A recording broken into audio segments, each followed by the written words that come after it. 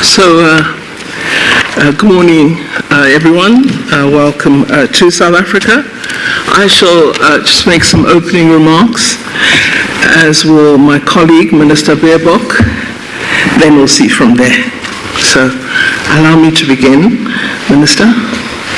Your Excellency, Minister Baerbock, Your Excellencies, Ambassador Peshke and Ambassador Sizani, officials from the governments of Germany and of South Africa. I'd like to extend a really warm welcome to you, Madam Minister, and your delegation to South Africa. I think it's taken us some time to find a mutually convenient date, but I'm really glad that you are here for the first time as the Federal Minister of Foreign Affairs of Germany.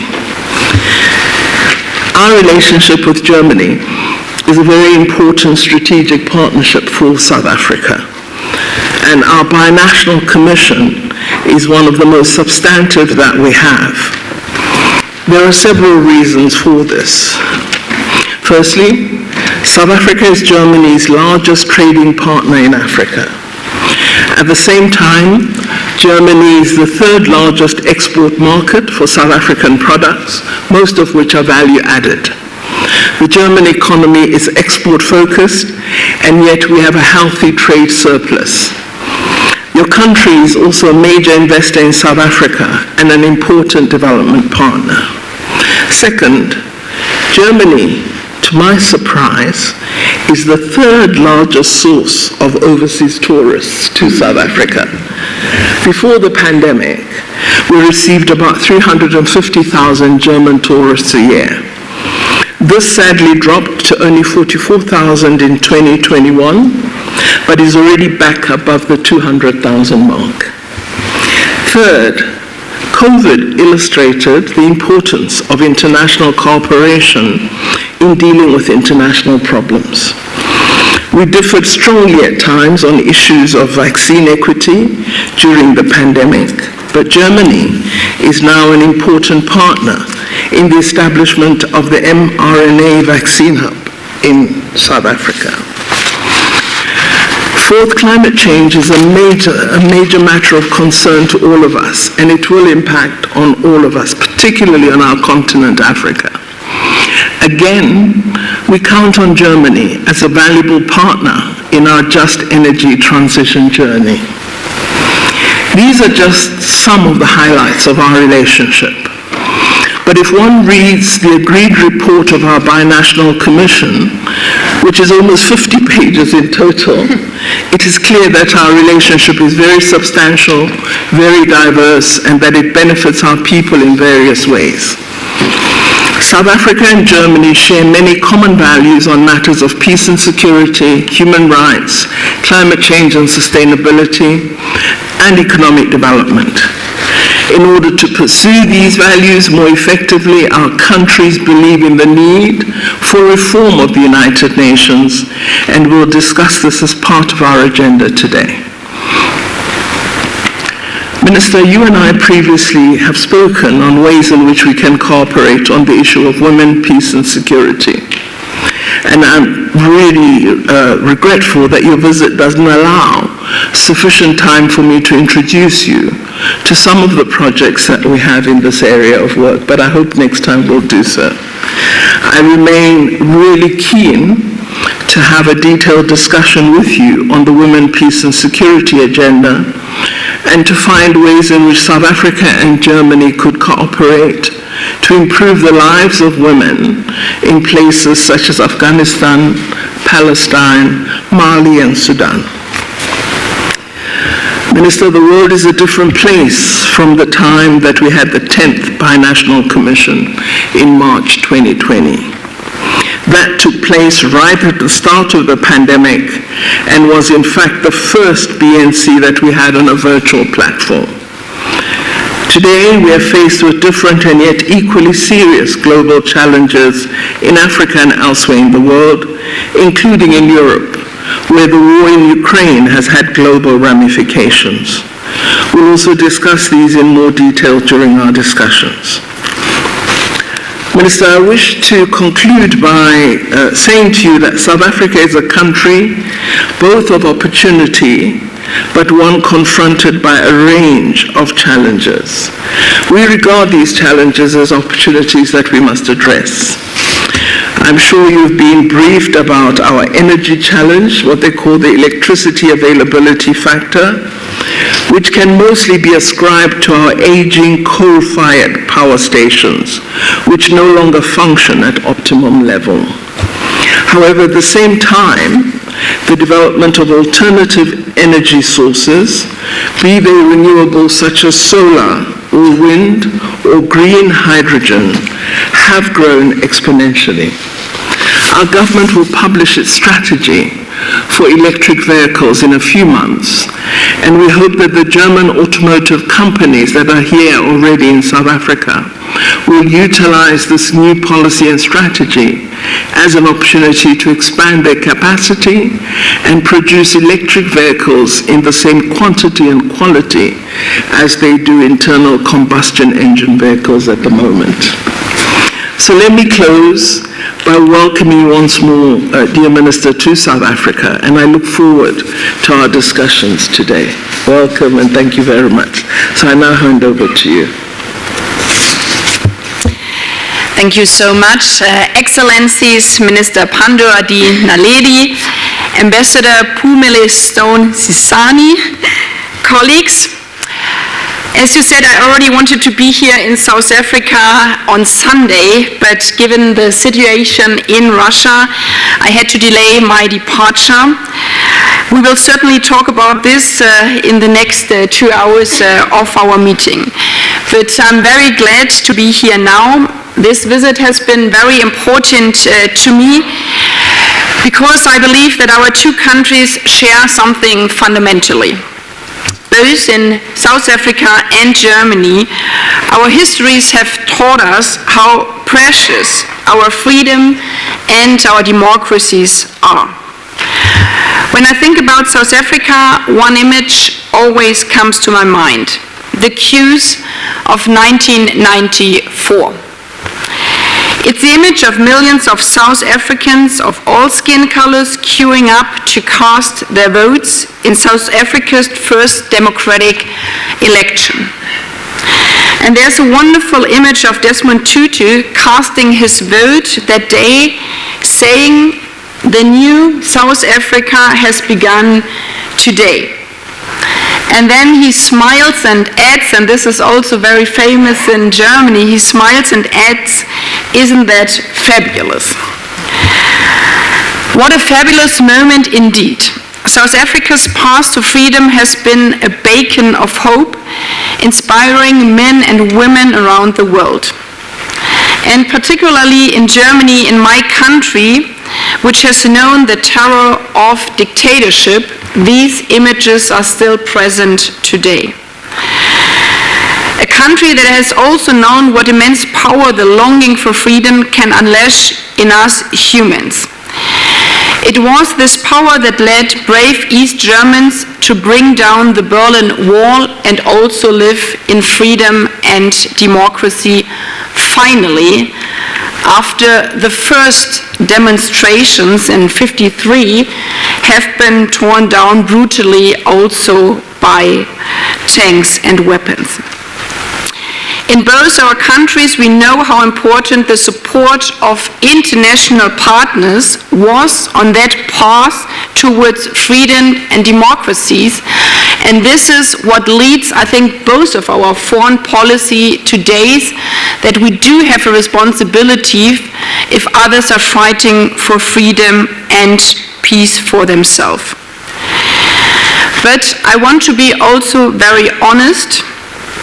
West German governments failed to support the anti-apartheid struggle for far too long back in time.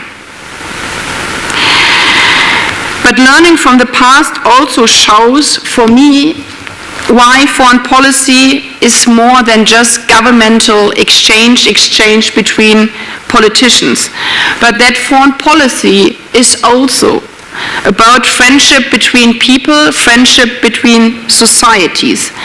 Because humans all around the world share the same wish for themselves and their kids, to live in freedom. And therefore it was maybe no coincidence that while the West German government stood on the wrong side of history and freedom, many women, men, civil society actors of Germany were on the right side, like the DAD, the German Academic Exchange Service, which endorsed also in that time black students' grants so that black students could study during the apartheid regime. And I'm very happy that we have the president also in our delegation today. I believe that in our cooperation we should be conscious of where we come from, but also because politics is about the future generations learn from the past by shaping the future. We cannot change our past, we can only learn from our past and do bear the responsibility of shaping our future together. Together because our hard-won freedom and our hard-won democracies are not unique to either Europe and Africa of their own challenges. On both our continents, our free societies are threatened through disinformation, populism, corruption, and crucially, through growing social inequalities that risk dividing us. Democracies are never complete. This is what makes them vulnerable and also complicated. But because democracies are never complete, this is also what makes them so strong. The fact that we can permanently improve, that we can permanently reflect what we can do better for the future. And democracy can constantly learn from one another in how we become better, more inclusive, and stronger together. And this is what our bilateral commission is all about. To listen, to discuss, to learn from each other, to grow stronger together. In South Africa, for example, almost half of your members of parliament are women. And we Germans can learn from that because unfortunately we have only a third of female parliamentarians in our parliament. You, dear Naledi, have highlighted that the inclusion of women makes the world a safer place at every single conference I've attended with you. And I wholeheartedly agree. I'm glad that together we are firmly standing up for women's rights internationally, to not only make our democracy stronger, but also to make the world a safer place. I believe that as two strong democracies on our own respective continents, we should also talk about the role we assume in this world. And we started our meeting to discuss this. It was 3 years ago that we last came together, as you have said, in the South African-German Binational Commission. And the world is a different place today because of the pandemic, but also because of the wars around the world. Russia's war of aggression has not only brought terrible suffering over the people of Ukraine, it has also slashed a wound that reaches far beyond Europe, worsening a food and energy crisis in many parts of the world, in many parts of Africa.